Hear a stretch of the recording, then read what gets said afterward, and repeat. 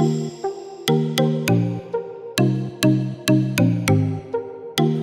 Nashik, morning मंत्रा show सुरू आहे आपला आणि कैवल्य आहे तुमच्या सोबत. आज डॉक्टर्स डे आहे आणि त्या निमित्तानेच आपल्या सोबत आहेत डॉक्टर उमेश मराठे, ज्यांच्याशी आपण मनमोकळ्या गप्पा मारणार आहोत. सर नमस्कार, वेलकम टू स्टुडिओ. नमस्कार. येस, सुरुवात मला आज अशी करायची आहे की प्रत्येक प्रोफेशनमध्ये काहीतरी संकल्प असतात, प्रत्येक प्रोफेशनमध्ये काहीतरी नियम अटी असतात. डॉक्टर होण्याकरता सुद्धा ज्यावेळेस प्रोफेशनली काम करायचं असतं त्यावेळेस एक शपथ घेतली जाते. या शपथेविषयी आम्हाला सगळ्यांना ऐकायचं आहे. ऍक्च्युअल असं, जेव्हा तुम्ही MBBS होतात किंवा MD होतात, ऍक्च्युअल अशी शपथविधी नसते, पण हायपोथेटिकल ओथ म्हणून आमच्या इकडे एक अनसेड एक शपथच आहे ती. ओके, सगळ्यात important, this is not an, ही सर्व्हिस आहे. आता आपण त्याला प्रोफेशनचं नाव दिलेलं आहे. आता हे प्रोफेशन का झालं, त्यात दोन्ही बाजूनी आहे. कुठेतरी लोकांचा ॲटिट्यूड पण चेंज झाला की मी I am paying you, that's why you should give me that way service, right. त्यात CPA आला, कन्झ्युमर प्रोटेक्शन ॲक्ट खाली आलं हे प्रोफेशन. म्हणजे प्रोफेशन पुन्हा मी म्हटलं हे काय काम. आणि त्यामुळे तो सगळा पेशंट डॉक्टरचा जो रिलेशन होतं पूर्वी, डॉक्टर म्हणजे माझ्या घरातला व्यक्ती, डॉक्टर म्हणजे जे काही, म्हणजे इव्हन घरातले प्रॉब्लेम सुद्धा डॉक्टरशी डिस्कस व्हायचे आणि he used to give solution on that. मला असं वाटतं की म्हणून फॅमिली फिजिशियन असं म्हटलं जातं. हा, आधी फॅमिली फिजिशियन हा कन्सेप्ट होता. परंतु काळाच्या ओघात जसं मी ह्या गोष्टी सांगितल्या त्यामुळे ती रिलेशन्स कुठेतरी बिघडलं. आता तुझ्या मूळ प्रश्नावर येऊ. तुझा प्रश्न असा होता की काही शपथ असते का, तर जसं म्हटलं शपथ नसते, परंतु ते स्वतःला घालून दिलेले काही नियम असतात. जेव्हा तुम्ही डॉक्टर होतात ती प्रक्रियाच तुम्हाला तसं बनवते. जेव्हा तुम्ही फर्स्ट इयरला ॲडमिशन्स घेता आणि जेव्हा तुम्ही एक डेड बॉडीवर डिसेक्शन करता, तुम्ही सगळे म्हणजे आमचे ते ॲनाटॉमी, फिजिओलॉजी, बायोकेमिस्ट्री हे जे सब्जेक्ट असतात तिथे ह्या सगळ्या ॲक्टिव्हिटी कराव्या लागतात. मग तुमचं सेकंड इयर, थर्ड इयर आणि ह्या सगळ्या इयर्समध्ये ती प्रोसेस तशी खडतर असते. आय मीन एक डॉक्टर होण्यासाठी म्हणजे त्याला इंटर्नशिप जर कम्प्लीट करायची असेल, म्हणजे कम्प्लीट करण्यापर्यंत वेळ म्हणजे आपण मोजला तर तो जवळपास 5.5 वर्ष लागतो, राईट. म्हणजे ॲट द सेम टाइम मी 12thला माझ्या सायन्सच्या मित्रांबरोबर पास झालो आणि माझा मित्र जेव्हा कंपनीत पॅकेजेसबद्दल बोलत असतो तेव्हा मी माझी कुठेतरी इंटर्नशिप माझी सुरू झालेली असते. म्हणजे असं अनइव्हननेस आहे. एनिवेज, आणि त्यामुळे ती प्रोसेसच तुम्हाला काय म्हणतात ना, शिकवते आणि थोडं ह्युमन बनवते.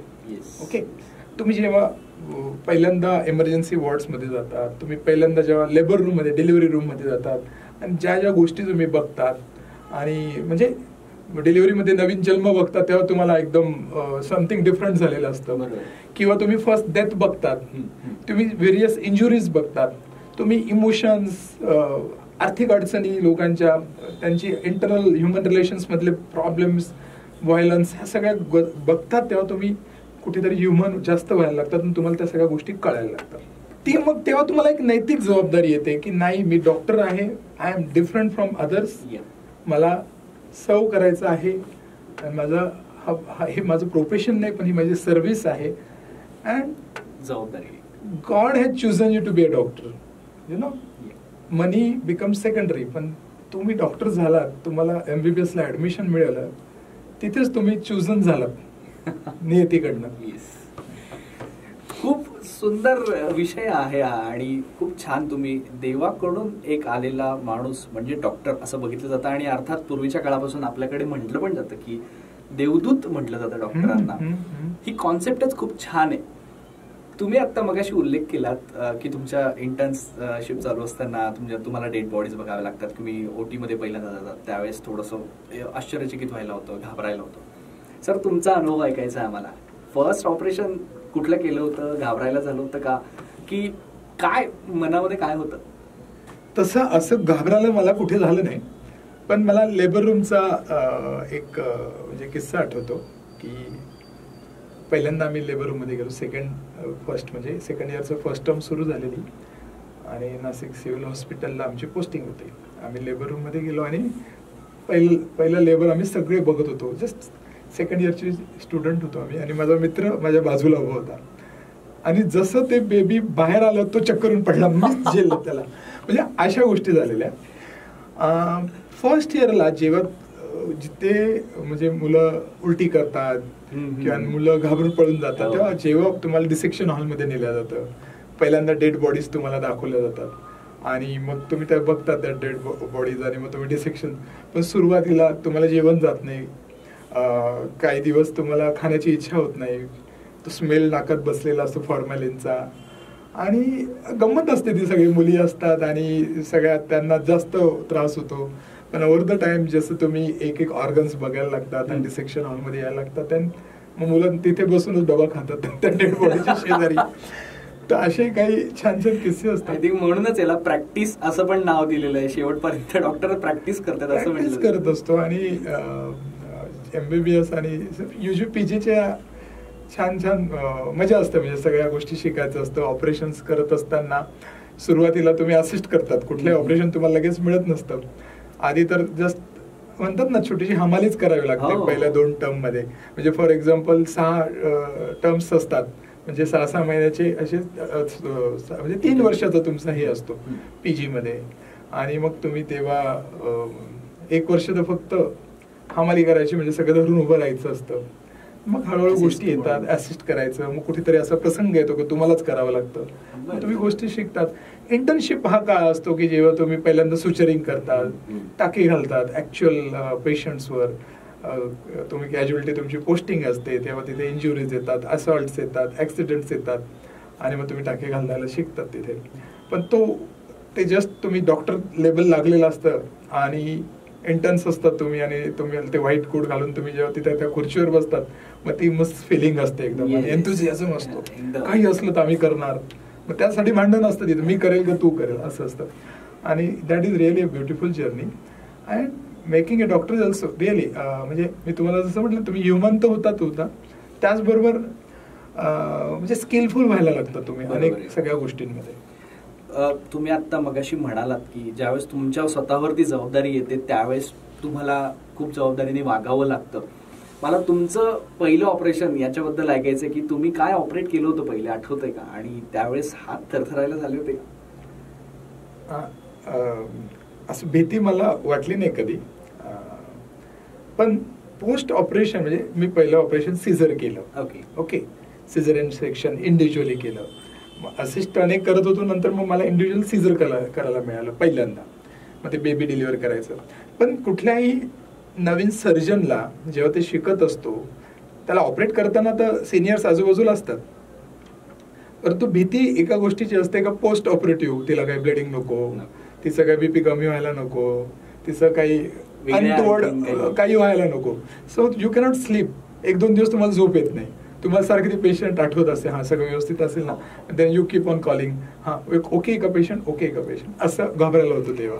येस, म्हणजे जगामध्ये सगळ्यात अलर्ट असणारी व्यक्ती कोण असेल तर ती डॉक्टर आहे असं म्हणायला काही हरकत नाही. पुढे जाताना मला अजून एक विचारायचं आहे की जसं सिंगर होण्याकरता आवाज छान लागतो किंवा आणखीन काही गोष्टी असतात, तसं डॉक्टर होण्याकरता काय लागतं सर? बेसिकली आता आपली प्रोसेस तर तशी नाहीये. डॉक्टर होण्याकरता तुमचा काही फिजिकल किंवा स्किलफुल इनबिल्ट असं काही गुण चेक केला जात नाही. तुम्हाला माहिती आहे, नीट एक्झाम्स द्यावे लागते. देन तुम्ही एंट्रन्स एक्झाम क्लिअर झाल्यानंतर मग तुम्हाला MBBS ला ऍडमिशन मिळतं.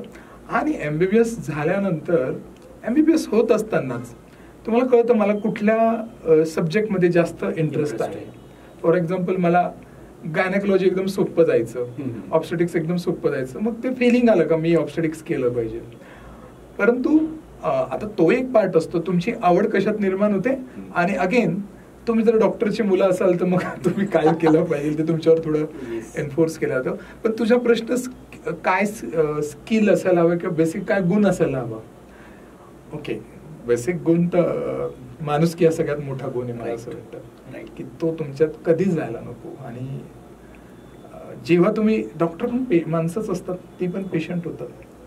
मला असं वाटतं प्रत्येक डॉक्टरला जेव्हा तो दुसऱ्या डॉक्टरकडे जातो स्वतःला तपासायला, तेव्हा त्याला जाणवतं, म्हणजे मला तरी जाणवलेलं आहे किंवा मी माझ्या वडिलांना कुठे घेऊन जायचो दवाखान्यात, किंवा मला स्वतःला मी तपासायला जाणार किंवा माझ्या आईला घेऊन जाणार, तेव्हा मला जाणवतं का त्यांची फिलिंग काय असेल माझ्या ओपीडीच्या बाहेर बसलेल्या लोकांची, किंवा त्यांचं काय थॉट प्रोसेस असेल जेव्हा ते ऑपरेशन थिएटरमध्ये जातात. ते तुम्ही कधी विसरता कामा नये. म्हणजे तुम्हाला ऑलवेज तुम्ही विचार करतात, तो काय विचार करत असेल. आणि हीच माणुसकी, ह्युमन, तुम्ही तुमचं नेचरमध्ये ह्युमॅनिटी पाहिजे. आणि ती कुठेच, ठीक आहे प्रोफेशन आहे, हॉस्पिटल्स आहे, तुम्हाला पैसे लागतात, lot of things are there, technology आली, पूर्वीसारखं नाही का एक स्टेथो घेऊन एक क्लिनिक घेऊन तुम्ही बसलात आणि फक्त तुम्ही पेशंटला तपासलं म्हणजे आणि गोळ्या लिहून दिल्या असं राहिलं नाही.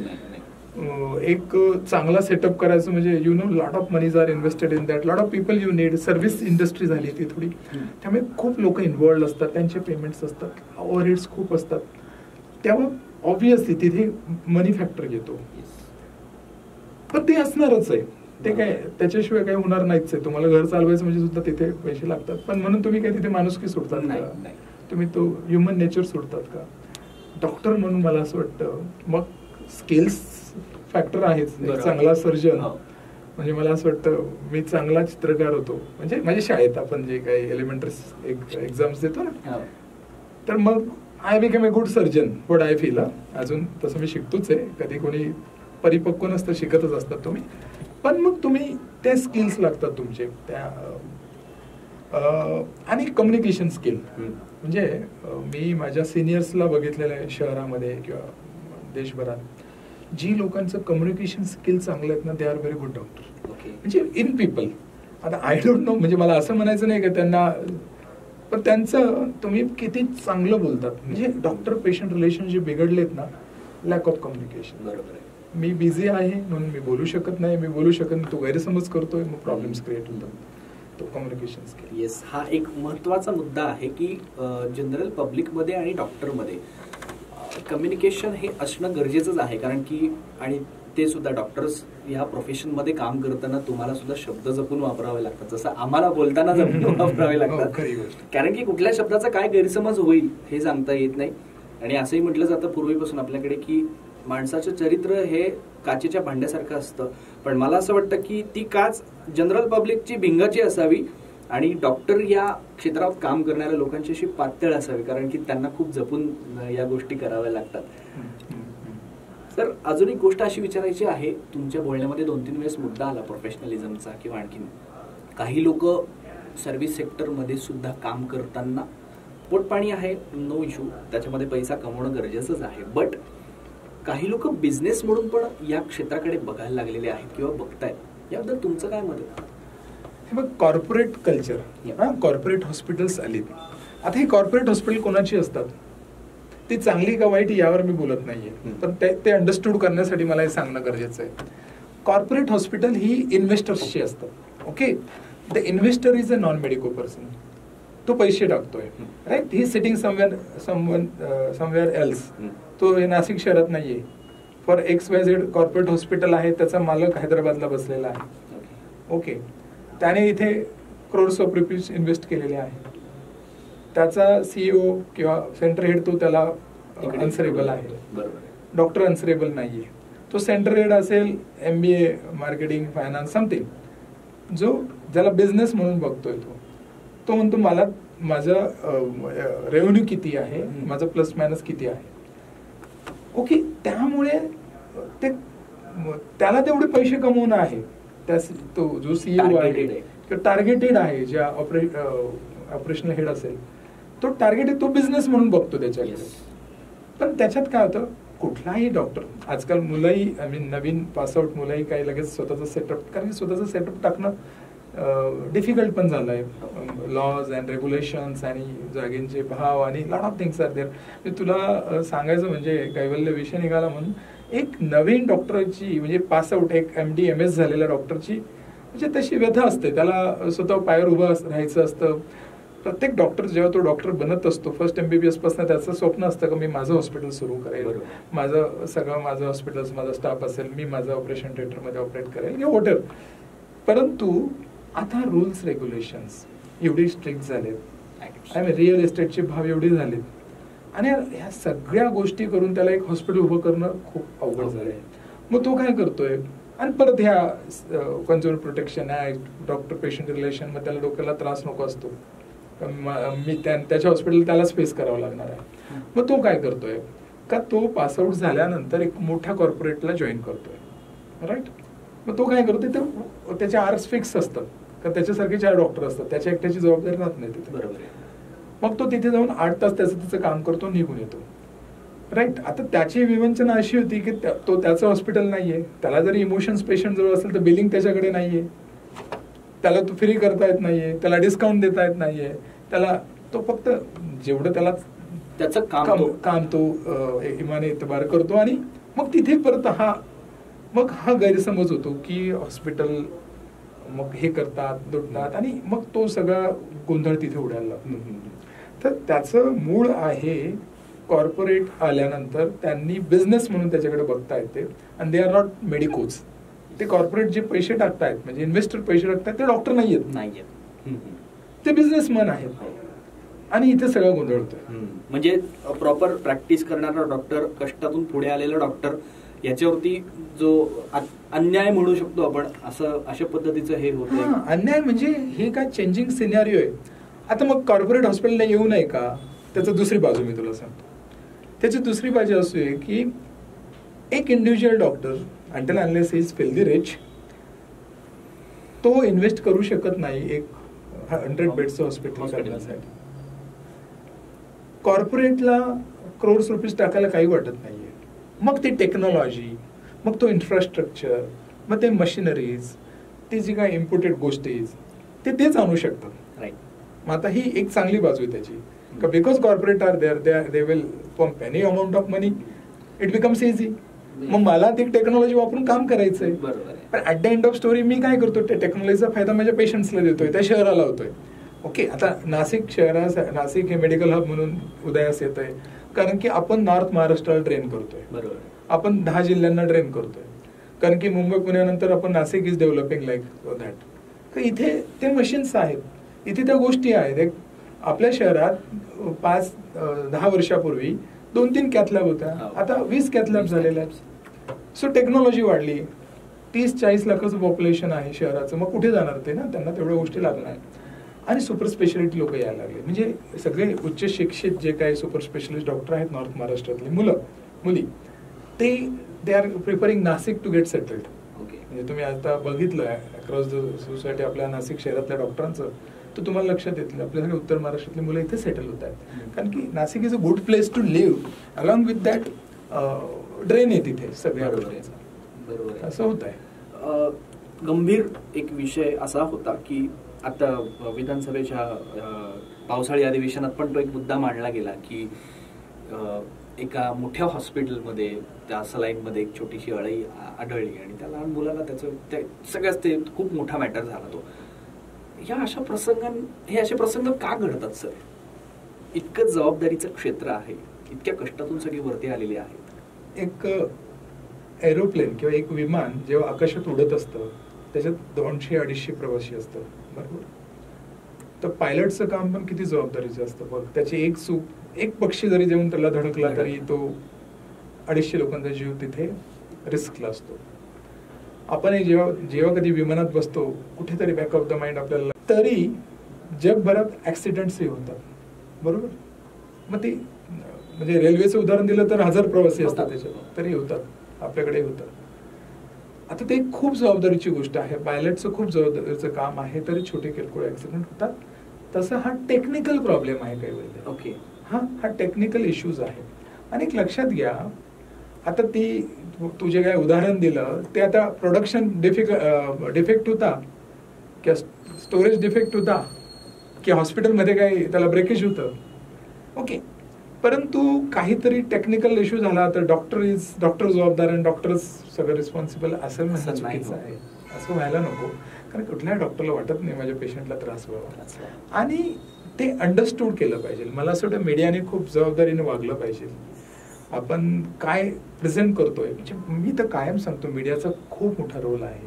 खूप म्हणजे अनालिटिकल बोललं पाहिजे, अनालिटिकल सांगितलं पाहिजे त्यांनी की आपण कशाला कोणाला जबाबदार धरतोय. एक गुड डॉक्टर खूप छान काम करतोय आणि काहीतरी टेक्निकल ग्लिच त्याच्या हॉस्पिटलमध्ये घडला, तर तुम्ही त्या डॉक्टरला Direct रिस्पॉन्सिबल धरतात आणि एक चांगला डॉक्टर डिप्रेस होऊन जातो. हे लक्षात घ्या, मी खूप जबाबदारीने बोलतोय की at the end of story society suffers. तुम्ही म्हणाल कसं? तो डॉक्टर खूप चांगलं काम करत असतो, रोज 100-200 पेशंट बघत असतो, आणि जेव्हा तुम्ही त्याच्यावर आरोप करता, तो डिप्रेस होतो, तो काम नाही करत, त्याचा परिणाम कोणावर होतो? पेशंट्सवरती. पेशंट्स इनडायरेक्टली एक चांगल्या डॉक्टरला मुकतात, सोसायटी एक चांगल्या डॉक्टरला मुकते. त्या डॉक्टरला म्हणजे माझ्यामध्ये तो जेवढी प्रॅक्टिस करत होतो त्याला मनी मॅटर नसतो तेव्हा, पण त्याचं ज्ञान, त्याचं स्किल्स आणि त्याची ती सगळी अनुभव याला सोसायटी मुकते. म्हणून तुम्ही बोलताना किंवा तुम्ही डॉक्टरांबद्दल लिहिताना त्याच्या मुळापर्यंत जा. वाईटाला वाईट म्हणाच, तुमचा अधिकार आहे, तुम्ही आहात म्हणून चांगलं वाईट राहतं, परंतु हे खूप जबाबदारीने केलं पाहिजे. ऍटलिस्ट डॉक्टरांबद्दल, सगळ्यांबद्दल केलं पाहिजे, पण डॉक्टरांबद्दल तुम्ही करताना खूप जबाबदारी पाळली पाहिजे. येस, खूप अतिशय महत्वाचा प्रश्न होता आणि याचं उत्तर खूप छान दिलंय सरांनी, की कुठलाही कोणाहीवरती आरोप करताना आणि त्यातही एक चांगल्या प्रोफेशनमध्ये, समाजाला उपयोगी असणाऱ्या प्रोफेशनमध्ये काम करताना त्याच्यावरती आरोप करणं किती चुकीचं आहे. सर अजून एक मिनिट थांबवतो मी तुला, की हे बघ, डॉक्टरला जेव्हा तुम्ही म्हणजे आरोपी म्हणून उभं करता, डॉक्टरला जेव्हा तुम्ही एखाद्या गोष्टीला चुकीचं ठरवतात किंवा आरोपी म्हणून उभं करता, आणि फॉर एक्झाम्पल कुठल्या तरी ट्रकवाल्याला तुम्ही आरोपी म्हणून त्याला बोललात, तो तेवढा सेन्सिटिव्ह नसतो, त्याला काही वाटत नाही, हा ठीक आहे, दुसरे 14 ट्रक. पण डॉक्टर हा खूप विचारी, उच्च शिक्षित विचारी आणि इमोशनल व्यक्ती आहे. त्याला जेव्हा तुम्ही आरोपी करतात ना, तो डिप्रेस होतो, तो आतमधनं तुटून जातो, आणि तो त्याच्या कुठेतरी त्याच्या कामामध्ये, गाडी चालवणं एवढं सोपं तर नाही ना पेशंटला ट्रीट करणं. तर हा पण विचार केला पाहिजे का आम्ही एक डॉक्टरवर आरोप करतोय, तर तो कसा घेईल त्याला? दुसरा व्यक्ती दुसऱ्या दिवशी कामाला लागेल, पण डॉक्टरला खूप मनापासून काम करायचं असतं, त्याची ती भावना निघून जाते का मी सोसायटीसाठी एवढं चांगलं काम करतो, मी काय नाही करत. म्हणजे एक चांगला डॉक्टर म्हणतो काय, मी न फी घेता मी गोष्टी करत असतो, आणि माझ्यावर एका मिनिटात माझं चरित्र हनन केलं जातं, एका मिनिटात मला चांगलं वाईट तुम्ही तुमच्या ठरवून टाकतात, आणि ऍट द एंड त्याची काही चूक नसताना. दिस इज व्हेरी बॅड. म्हणजे मी परत म्हणतो, एका याच्यातनं लॉस हा सोसायटीचा होत असतो, समाजाचा होत असतो, जनतेचा होत असतो, याचा सगळ्यांनी विचार करा. येस, डॉक्टर होणं हे जेवढं जबाबदार आहे, किंवा डॉक्टर हा पर्सन जेवढा जबाबदारीचा आहे, तेवढीच जबाबदारी ही आपल्यावरती सुद्धा आहे. म्हणजे जनरल पब्लिकला हे माहितीच असणं गरजेचं आहे. जनरल विषय चालू आहे सर, म्हणून विचारतो की सोशल कनेक्ट कसा असायला हवा एका चांगल्या डॉक्टरचा, याबद्दल काय सांगाल तुम्ही? जसं आपण सुरुवात केली की फॅमिली फिजिशियन हा कन्सेप्ट होता, ओके. तर सोशल कनेक्ट डॉक्टर, पुन्हा जेव्हा मी आता बोललो का मीडियाने किती जबाबदार असायला हवं, तर डॉक्टरने सुद्धा तेवढंच जबाबदार असायला हवं, त्याच्या वागण्यात, बोलण्यात, त्याच्या प्रत्येक ऍक्टिव्हिटीमध्ये. मग ऍज अ डॉक्टर म्हणून त्याने सगळं करणंच आहे, त्याचं काम त्याला चांगल्या पद्धतीने करणंच आहे, परंतु समाजात वावरताना त्याला त्या जबाबदारीने वावरावं लागणार आहे. तुम्ही you cannot behave like anybody, casual behave नाही चालणार आहे. ठीक आहे, मग आमच्या प्रोफेशनमध्ये पण डिस्कशन्स असं होतं की डॉक्टर पण माणसंच आहेत, आपल्याला पण काही फिलिंग्स आहेत, आपल्याला पण काही मन आहे, आपण ते सगळं बरोबर आहे. जेव्हा तुम्ही वडील होतात, एखाद्याला जेव्हा बाळ होतं, तर त्याच्यात ते चेंजेस होतात ना. तो डॅड म्हणून कसा वागायला लागतो, जबाबदारीने वागायला लागतो. तो टीनेजर सारखा वागू शकतो का? नाही.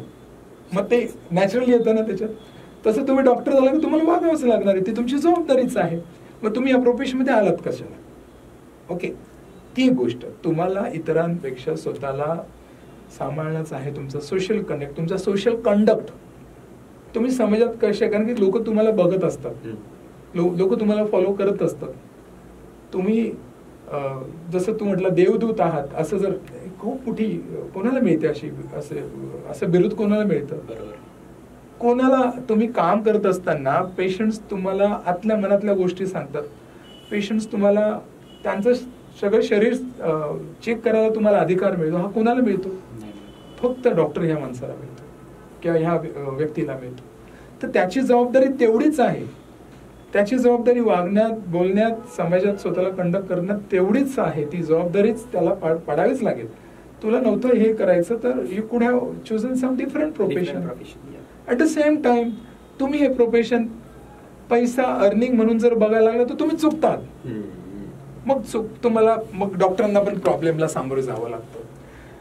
माय boss used to tell me माझ्या पीजीला माझे गुरु होते ते मला कायम सांगायचे की हे बघ हा काही पैसे कमवण्याचा हे प्रोफेशन नाही. तुम्हाला जर you want to earn money there are lot of profession.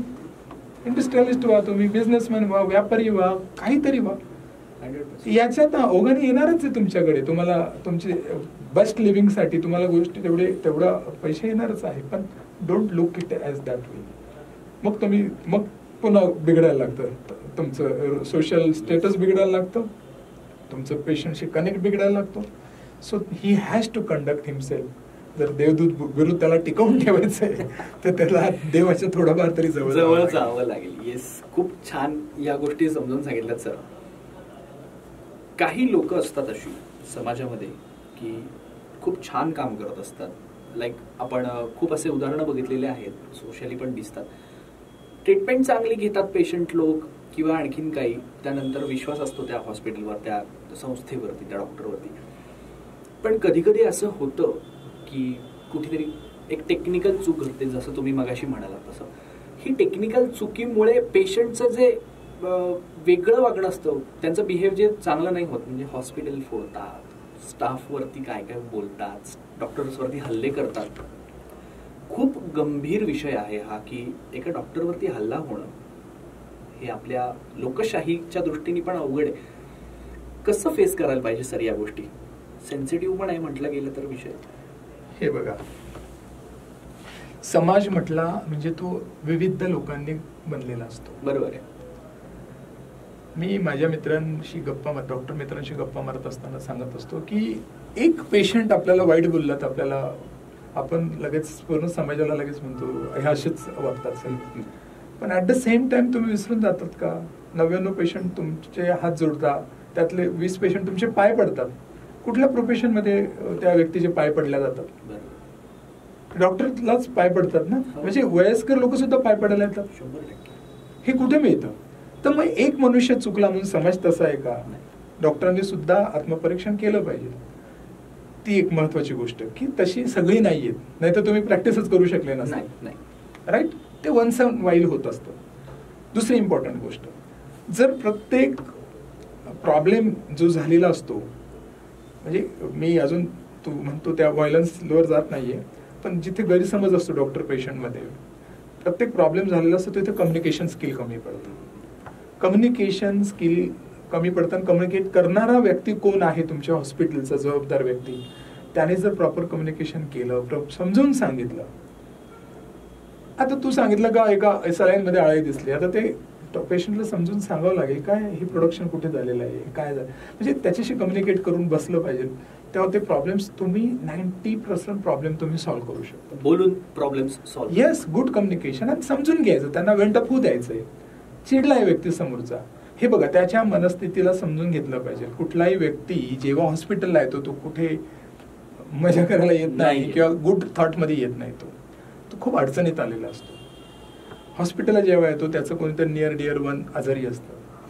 At the same time त्याला आर्थिक त्रास असतो, त्याची वेळ, त्याला जॉब, सगळं घरदार सांभाळून तिथे सगळं मॅनेज करत त्याची मनस्थिती सांभाळा. मी माझ्या स्टाफलाही सांगतो तुम्ही त्याच्या मनस्थितीत स्वतःला ठेवून बघा, तो काय मनस्थितीत असावा. तर त्याला समजून घेतलं पाहिजे.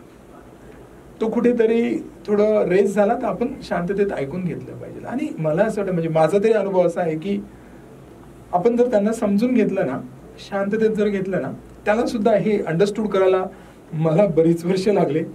पण हे आता तर नवीन MBBS ॲडमिशन झाल्यावरच तुम्हाला कम्युनिकेशन स्किलवर तुम्हाला प्रॅक्टिकल्स असतात आणि सांगतात. पण हे इम्पॉर्टंट आहे. आणि कुठलाही रागवलेलाच असतो आणि हेच असतो. 1-2% असतात किंवा 0.5% लोक असतात का ती व्हायलंट होतात आणि त्यांना काहीतरी बॅड एलिमेंट्स इन्व्हॉल्व्ह होतात त्याच्यात. नातेवाईक करत नाही, कुठली तरी वेगळी लोक येतात आणि त्यांना त्यांचे काहीतरी गोल सेट करायचे असतात. हॉस्पिटलवर किंवा कुठल्या डॉक्टरवर जेव्हा हल्ला होतो तेव्हा सगळे डॉक्टर शहरातले डिस्टर्ब होतात आणि त्याचा परिणाम पुन्हा आपण त्यांचे रिलेशन्स मध्ये बिघडतो. पूर्ण डॉक्टरच्या कम्युनिटीवरती याचा. आणि तो डॉक्टर पण त्याचं नाही अरे असं झालं होतं त्या हॉस्पिटलला, मी आता याच्याशी जास्त प्रोफेशनल राहतो, बघ बाबा होत असेल तर करा, नाही तर तुम्ही दुसरीकडे. बरोबर. मग तिथे जे कमी पैशात काम होणार होतं किंवा जे कमी पैशात ट्रीटमेंट होणार होती ती कुठेतरी होत नाही. डॉक्टर सेफ होतो, सेफ रिस्क घेत नाही तिथे, नको मला त्रास नको याच्या. हे सगळं इंटरकनेक्टेड आहे.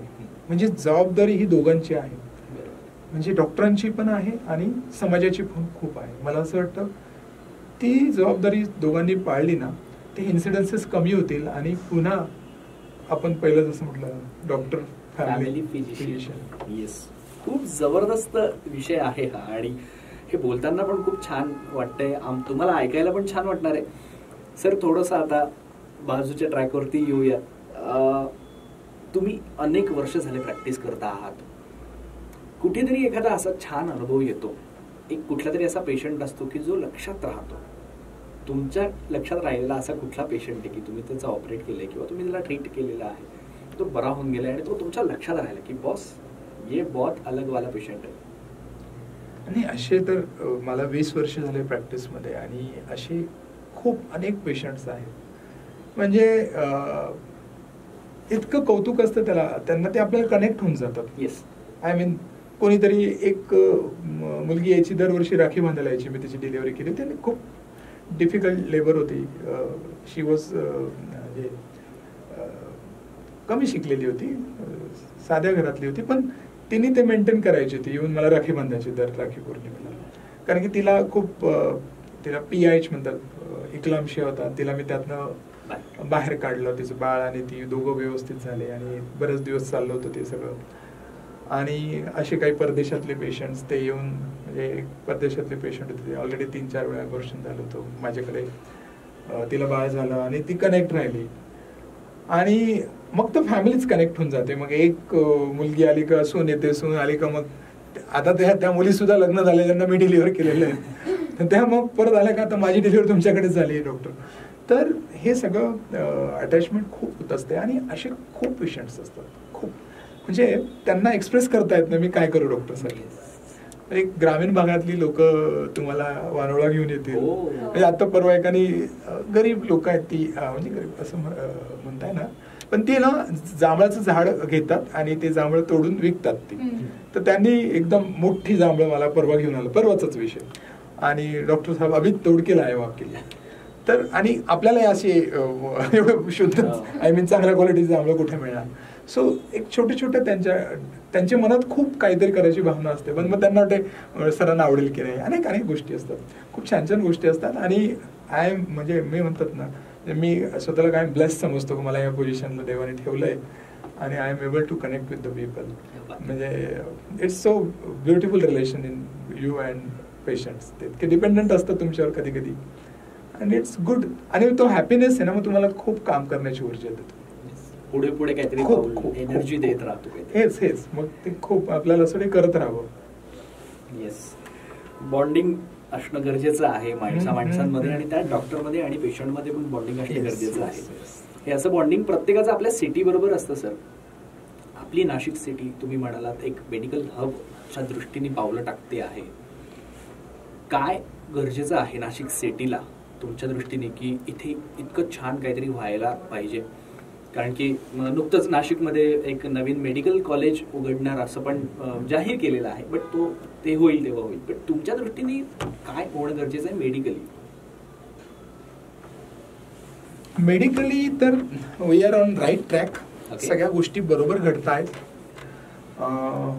म्हणजे नवीन सेटअप्स येत आहेत, सुपर स्पेशालिटी डॉक्टर येत आहेत आणि गोष्टी बरोबर घडत आहेत जशा आपल्याला हव्या आहेत तशा. ओके, शासन लेवलला म्हणशील तर आपल्या ऑलरेडी मोठी हॉस्पिटल आहेत आणि मेडिकल कॉलेज सुद्धा येत आहेत, त्यांच्या सर्व्हिस इम्प्रूव्ह होत आहेत दिवसेंदिवस. मला असं वाटतं we are on right track as an medical hub म्हणून. फक्त कनेक्टिव्हिटी थोडी आपली प्रॉब्लेम आहे. म्हणजे जर तो कुठे लॅग आहे तर तो कनेक्टिव्हिटीचा आहे. जर तुम्हाला कॅटर करायचे पेशंट्स, आता म्हणजे सगळ्या इवन तुम्ही परदेशातनं सुद्धा पेशंट कॅटर करू शकता, कारण की आपल्याकडची ट्रीटमेंट ही थोडी कम्पॅरेटिव्हली स्वस्त आहे. येस. आणि बाहेर देशात म्हणजे एशियन कंट्रीज नाही, सगळीकडेच तुम्ही जर कम्पॅरिझन केलं म्हणजे एक आफ्रिका म्हणजे आफ्रिकन एखादी कंट्री, तुम्ही साऊथ आफ्रिकेमधनं जर एक पेशंट इथे यायचा, इथे त्याला मोठी कार्डियक सर्जरी करून जायचं किंवा मोठे रेट करून जायचं, तर त्याचं येणं जाणं राहणं ऑपरेशन त्याच्या देशात किंवा त्याच्या शहरात जो खर्च आहे ना त्याच्यापेक्षा कमी पैशात होतं हे सगळं. So this is how medical tourism वाढतो किंवा त्या पद्धतीने लोक यायला लागतात. साऊथमध्ये जिथं मी कोचीला ट्रेनिंगला गेलो तिथे सगळे मिडल ईस्टचे पेशंट्स यायचे, lot of patients use to be there. कारण की आणि म्हणजे तिथे तेच परदेशी लोक जास्त दिसायचे. This is how we can do.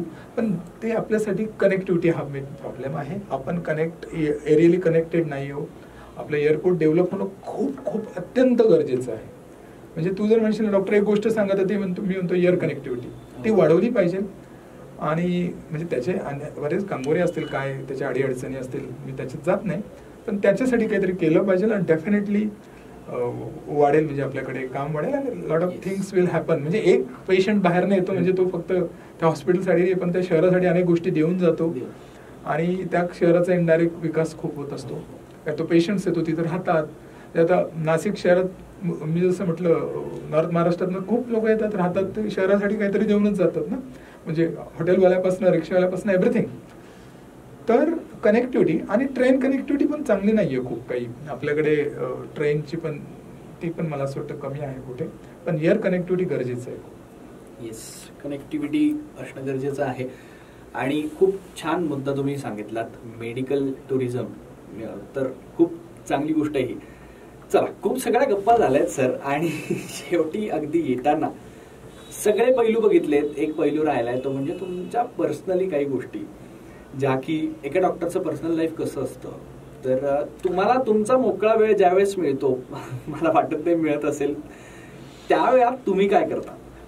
खरंच खूप एकदम काय म्हटलं मनातला प्रश्न विचारला. आणि ह्या प्रश्नावर आहे ना, ह्या विषयावर मी स्वतःशीच बऱ्याच वेळा बोलत असतो. खरं सांगू का, खरंच लाईफ नसते डॉक्टरला. म्हणजे माझा सकाळी माझा दिवस जर सुरू होतो, ओके, आता मी सकाळी 6:30ला उठलो तर मला माझं एक्सरसाइज, माझं मेडिटेशन्स आणि माझं डेली रुटीन, आणि मी जर जेवण करून घरातनं बाहेर निघालो का मग मला माझे ऑपरेशन्स, माझी ओपीडी, माझे ॲडमिनिस्ट्रेशन, माझे ओपीडी, अशा ह्या सगळ्या गोष्टीमध्ये म्हणजे मी 10-12 तास बिझी होऊन जातो. आणि हे 24/7 म्हणजे संडे सोडला तर चालू असतो, कारण की तुमचे फोन्स असतात. आणि अनेक वेळा अनेक ठिकाणी जायची इच्छा असते. म्हणजे कुठेतरी एक संध्याकाळी एक चांगला कार्यक्रम आहे, तिथे तुम्हाला निमंत्रण दिलेलं आहे, तुम्हाला जायची खूप इच्छा आहे, पण परत तुम्हाला ओपीडी मॅनेज करून जायचं आहे. ओपीडीत बाहेरगावावरनं पेशंट आलेला आहे, तो म्हणतो मी एवढं लांबनं आलोय, त्याची अपेक्षा बरोबर की डॉक्टरने मला वेळ दिला पाहिजे, आणि डॉक्टरला तिकडे जायचं असतं. म्हणजे तेव्हा खूप विवंचना होते. तुमच्या डिअर अँड डिअर म्हणजे तुमच्या मित्रांचे, नातेवाईकांचे कार्यक्रम असतात, त्यांची इच्छा असते की डॉक्टरनी यावं, एक सोशल हे असतं. आणि माझी पण इच्छा असते की जावं, कारण की मला तिथे माझे रिलेटिव्ह, आप्तेष्ट, मित्र भेटणार आहेत, पण तिथे जाता येत नाही, काहीतरी मला इमर्जन्सी येऊन जाते आणि मी जाऊ शकत नाही. ते खूप पेनफुल असतं आणि थोडं बोरिंग असतं, फ्रस्ट्रेटिंग असतं. तुम्हाला तुमच्या फॅमिलीसाठी वेळ देता येत नाही, तुमच्या छोट्या मोठ्या गोष्टींसाठी वेळ देता येत नाही, मुलांसाठी वेळ, म्हणजे मेनी टाइम मुलं मोठी कशी झाली डॉक्टरला कळतच नाही. तो संडेला कसा तरी त्याला वेळ देतो. हे असं सगळं चालू असतं. आणि हे असं नाहीये ना, मी कुठेतरी एखादा बिझनेसमॅन आहे, माझी फॅक्टरी आहे, तर मी 2 दिवस येणार नाही फॅक्टरीला, तर चालून जातं. हे माझ्यावर डिपेंडंट काम आहे. मी गेलो नाही तर ते ऑपरेशन होणार नाही, मी गेलो नाही तर माझा तो पेशंटशी माझं 1 to 1 बोलणं होणार नाही, मी ट्रीटमेंट देणार नाही. म्हणजे हे कम्पेअर होत नाही. एक इंजिनियर आहे, मोठ्या कंपनीचा CEO आहे तो, आणि त्याने ठरवलं का नाही मला 4 दिवस नाही यायचं, तर त्याचं काम फोनवर येऊन जातं, तो घरी लॅपटॉप घेऊन आला त्याच्यावर येऊन जातो, त्याच्या सबऑर्डिनेट्सला तो ऑर्डर देतो. पण डॉक्टरचं तसं नाहीये. डॉक्टरला तिथे 24/7 राहावंच लागतं आणि त्याला स्वतः इन पर्सन प्रेझेंट त्याचं राहावं लागतं. दिस इज बिट थोडं वरिंग असतं. आय मीन वरिंग म्हणण्यापेक्षा थोडं डॉक्टरला हॅपीनेस देत नाही ते. आणि मग सोशल इव्हेंट्समध्ये डॉक्टरला जाता येत नाही. मला तर खूप माझ्या मित्रांना भेटायचं असतं, मला सगळ्या सोशल इव्हेंट्समध्ये भाग घ्यायचा असतो. इवन म्हणजे मला तर असं आहे की कैवल्य लॉट ऑफ टाइम मला सोशल सर्व्हिस करायची असते. म्हणजे खूप मला रोज फिलिंग येत असतं काहीतरी सोशल सर्व्हिस करू. म्हणजे पावसाळा आला, ट्री प्लांटेशन लोकांनी सुरू केलं, मला खूप फिलिंग येतं की मी ट्री प्लांटेशन, पण ते ऑर्गनाईज करणं, त्याला वेळ द्यावा लागतो. आता मग काय करणार ना तुम्ही, तुमच्या स्टाफला कामाला लावतात, चल हे आपण ट्री प्लांटेशन करा किंवा वॉटर जिथे ते करताय, पण मला स्वतः त्या निसर्गात जायचं असतं, मला ते माती घ्यायची असते, मला ते झाड लावायचं असतं, कारण की ते सुख देणार आहे मला. तो वेळ मिळत नाही मला, काहीतरी ऍक्टिव्हिटी करायची.